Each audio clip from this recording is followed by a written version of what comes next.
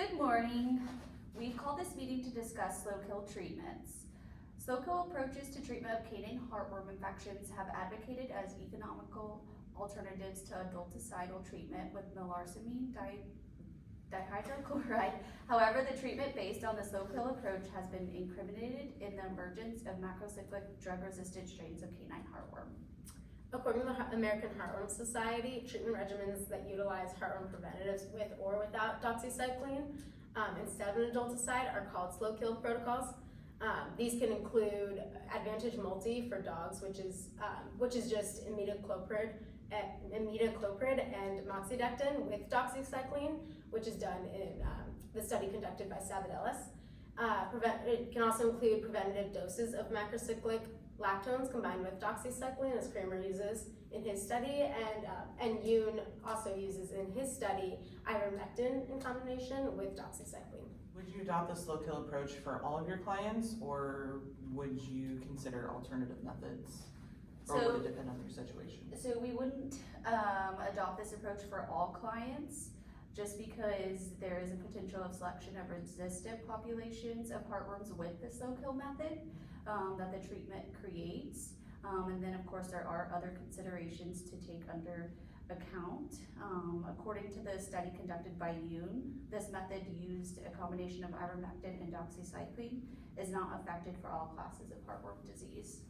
So the success rate of this therapy differs by worm burden, and the slow kill method alone is not effective for dogs with heavy worm burdens and severe clinical signs, which usually accompanies that, which is in class 3.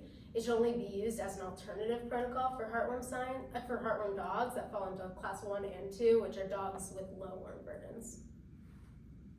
If this treatment protocol was selected for specific cases, what characteristics would be important for making that decision, choosing between the candidates? So there are many risk factors we would want to consider before deciding to use this treatment in our patients, including the age of the patient, the clinical signs the patient is experiencing, and the time and course of the infection. So according to the American Heartworm Society, and research conducted by McCall, the slow kill method is effective in reducing the lifespan of juvenile and adult heartworms, but is not effective for older worms.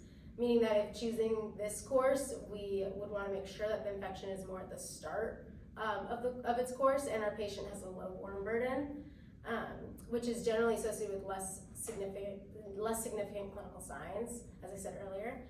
So the earlier the treatment is started, the more stunted and smaller the worms, and the shorter their survival time, which is in McCall's study. And the risk factors to the patient that might be unsafe to go the fast kill route is one of the factors that we need to take into account. It is the most cost-effective treatment option for heartworms, so if there's a client that's not able to come up with the several $1,000s for the fast kill treatment, this would be the more feasible way to go. Age is an important factor because the older the worms are, the less susceptible they are to the treatment, and the longer it takes for them to die off. And then according to the study done by McCall, the American Heartworm Society states that the treatment for older worms may take more than 2 years to have an effect. And if y'all remember Susie, a couple months ago, she went into anaphylaxis after having her second Diroban injection. This would be a great example of a case that would need to do the slow kill method because we wouldn't want to risk her going back into anaphylaxis and possibly dying. So this would be the best option for her. So I know that you all have done research on this, obviously, but how do you verify that treatment efficacy?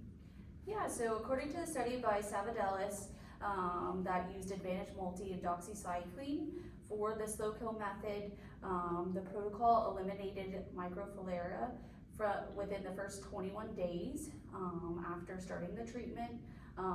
It's a shorter period of time as compared to other alternative treatment regimens using macrocyclic lactones.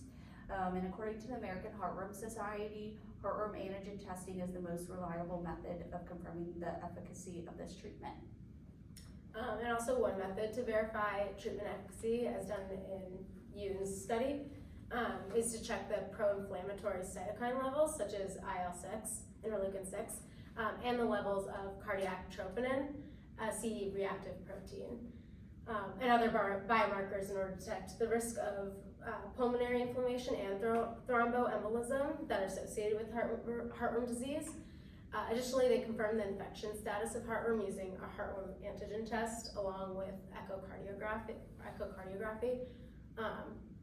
So this is one. There are many ways to verify the treatment efficacy, but American Heartworm Society also doesn't recommend the slow kill method as their first one, so we would want to take in many considerations before choosing this for our patients.